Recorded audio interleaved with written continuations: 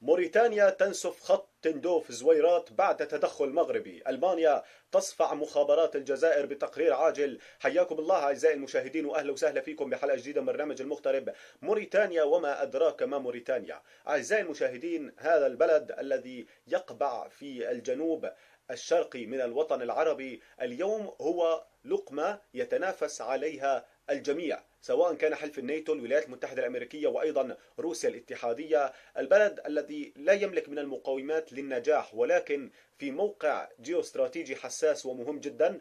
علاقة تتميز هذا الموقع، يؤكد أن علاقته مع المغرب وأيضا مع الجارة الشرقية الجزائر يجعل هذا البلد أو نواكشوط بالذات في موقع مهم جدا وحساس. ما يتنافس عليه عبد المجيد تبون والمملكة المغربية اليوم هو موقف موريتانيا. المملكة لا تطمع بالكثير، ولكن يحاول تبون أن يسحب موريتانيا إلى مستنقع عداوة المملكة. المملكة تتدخل، هذا الشيء اللي راح نشوفه بحلقة اليوم أعزائي المشاهدين. وأيضا ألمانيا بتقرير سري جدا يفضح المخابرات الجزائرية ويرفع ويحيي الملك المغربي. هذا الشيء اللي راح نشوفه بحلقة اليوم أعزائي المشاهدين. ولكن كالعادة قبل ما نكمل الحلقة، يا ريت نعمل لايك وشير للفيديو وفعل زر الجرس لحتى يصلكم كل شيء جديد. وبتمنى منكم أعزائي تشوفوا صفحتي اليوتيوب والفيسبوك حتى نستمر بنشر الأخبار عن المملكة المغربية، وتحطوا لايك ومشاركة لحتى نوصل للجميع من محبي المملكة والغيورين على ترابها الوطني. أعزائي المشاهدين، هي موريتانيا وأيضا تقرير من ألمانيا. ولكن لما لا، قبل أن نخوض في هذا أو في هذين الحدثين الكبيرين، نسمع قليلا عن مخطط المملكة المغربية التسلحي في الأعوام القادمة. كلنا نعلم أن المغرب يسعى أو يطمح في مخططاته الدفاعية والتسليح الذي يتبعه في استراتيجيات وموازنات ضخمة إلى أو يعتمد على الولايات المتحدة الأمريكية. ولكن اليوم هنالك بعض التحركات التي تجعل الولايات المتحدة الأمريكية قلقة نوعا ما. لماذا؟ لأنه المملكة المغربية ستعتمد على مصدر آخر للسلاح اعتمدت عليه سابقا وأدى إلى نجاح باهر. اليوم أحد الدول التي تلحق بها المملكة المغربية ملحقا عسكريا الهند. تطمع المملكة المغربية إلى التعامل العسكري معها، إذ أن الحرب الروسية الأوكرانية فرضت تغيرات على المستوى الجيوستراتيجي بين مختلف بقاع المعمورة، بحيث بدأت الدول تعد وتضع نفسها أمام عدة سيناريوهات. وهذا طبعا حق بديهي، ما أدى بعض الدول الرائدة في الصناعة العسكرية إلى استغلال الفرصة وعرض المنتجات على دول خاصة الفقيرة منها. إذ عرضت الهند في اجتماع لقادة جيوش ومسؤولين يمثلون 31 بلد أفريقي بينهم المغرب طائرات مروحية ومسيرات وحتى منظومات مدفعية مصنعة محليا في الهند. تسعى الهند منذ سنوات لتقليل اعتمادها على استيراد الأسلحة بما في ذلك من روسيا، وضخت المليارات في القطاع الدفاعي في ظل مواجهة تخوضها مع الصين في إطار نزاع حدودي بين البلدين تهدف إلى فتح أسواق جديدة أمام الأسلحة وخلق آفاق جديدة من التعاون العسكري، خاصة مع الدول الفقيرة التي لا يمكن تحمل تكاليف الأسلحة الغربية. الوزير المنتدب المكلف بالاستثمار محسن الجزولي أعزائي المشاهدين أعلن أن المغرب والهند اتفقا على تصنيع مركبات عسكرية في المغرب لتلبية طلبات الجيش المغربي وحتى السوق الأفريقية. صفقة كبيرة جدا أعزائي المشاهدين.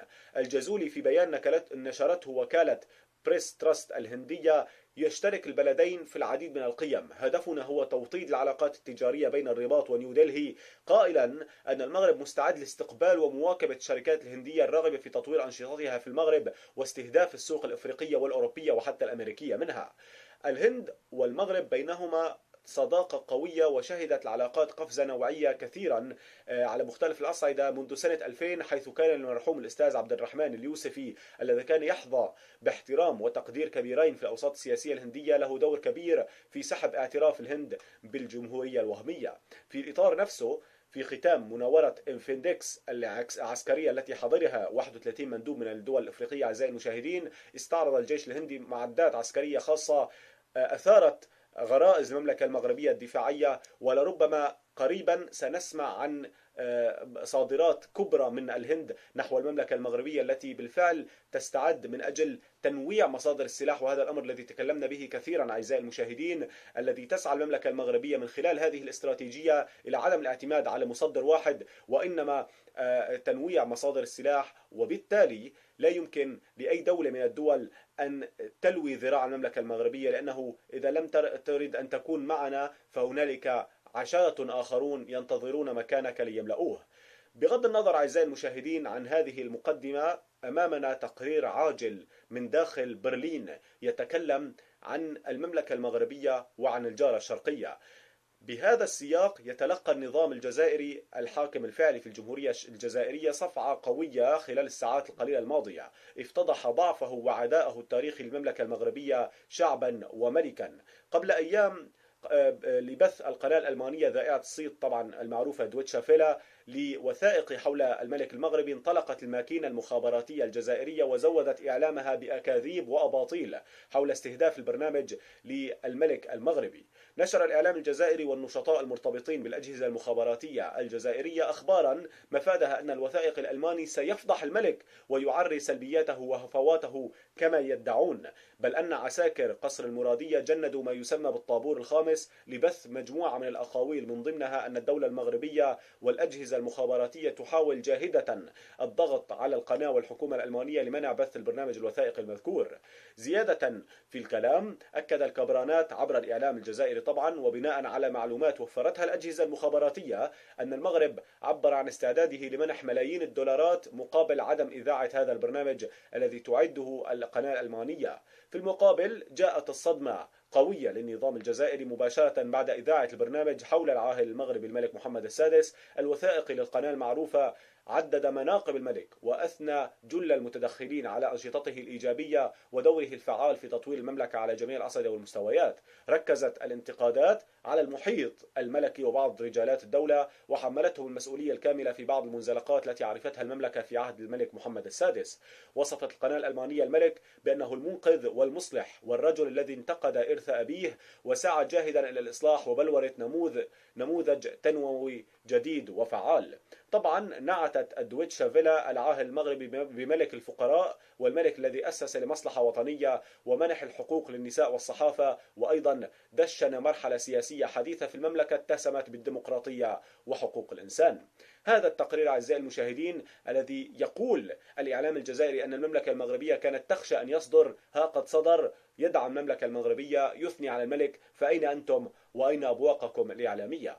نهاية أعزائي المشاهدين نعود إلى خبرنا الرئيسي. موريتانيا بعدما جعلت من النهوض بالاستثمار أولوية وطنية، المملكة المغربية طبعا تعمل على تعبيد الطريق أمام المستثمرين الموريتانيين لإطلاق مشاريع مهمة في عدة مجالات، خصوصا مع محاولات من الدولة الجزائرية أن تغري نواكشوط وأيضا تثني عليها بالهبات والمبالغ المالية من أجل إحراجها وضمها إلى خندق معادي للمملكة المغربية.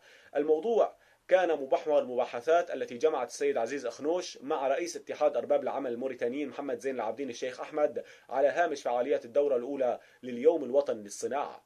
طبعا هذا رئيس اتحاد أرباب العمل أبرز اهتمام بلاده بتعزيز المبادلات التجارية مع المغرب ونفي أي محاولة من أجل وضع عراقيل أمام العلاقة المغربية الموريتانية. بحسب ما نشره اتحاد أرباب العمل الموريتانيين، فقد توجه محمد زين العابدين ولد الشيخ أحمد إلى المملكة المغربية من أجل المشاركة في حوار منظمات أرباب العمل الأفريقية وأيضا الحوار مع السيد عزيز أخنوش. لهون أعزائي تكون خلصت حلقة اليوم، بتمنى تكونوا استفدتوا منه واستمتعتوا فيها، وعلى أمل لقاء حلقات جديدة. كان معكم المغترب، دمتم بأمان الله وحفظه، وإلى اللقاء.